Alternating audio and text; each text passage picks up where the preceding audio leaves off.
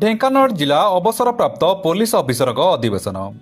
ରବିବାର ଦିନ ଢେଙ୍କାନାଳ ଜିଲ୍ଲା ଅବସରପ୍ରାପ୍ତ ଆରକ୍ଷୀ ଅଧିକାରୀ କଲ୍ୟାଣୀ ସଂଘର ଏକ ଅଧିବେଶନ ଶ୍ୟାମଚରଣପୁର ଶ୍ରୀ ଏନ୍ଜିଓ ହଲ୍ଠାରେ ସଂଘର ସଭାପତି ଶ୍ରୀଯୁକ୍ତ ଅକ୍ଷୟ କୁମାର ସାହୁଙ୍କ ଅଧ୍ୟକ୍ଷତାରେ ଅନୁଷ୍ଠିତ ହୋଇଥିଲା।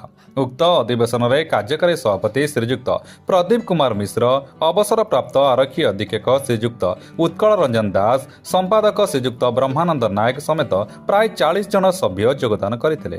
ଏହି ସଭାରେ ସଂଘର ଅମ୍ବୁଜ କୁମାର ବିଶ୍ୱାଳଙ୍କ ଆକସ୍ମିକ ବିୟୋଗ ଉପଲକ୍ଷେ ନୀରବ ପ୍ରାର୍ଥନା କରାଯାଇଥିଲା।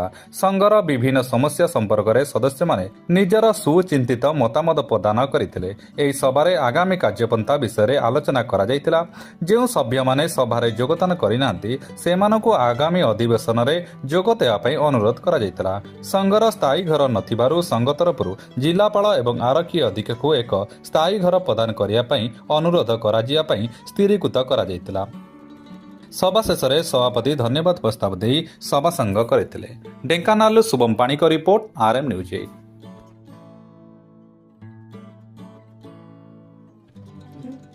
आज आमर अवसरप्राप्त पुलिस अफिसर मानकर गोटे मीटिंग आम एनजीओ हल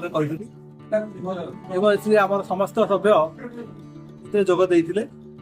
आज मीटिंग विशेषता है जे आम आगामी कार्यकाल विषय में आलोचना होता एवं आमर निजर घर नाम मानने अन्य मानने डिस्ट्रिक्ट एडमिनिस्ट्रेशन ठारू गोटे स्थायी घर आनिक आसोसिएशन करने माने प्रस्ताव लिया एवं समस्त सुख जीवन को आम काम कर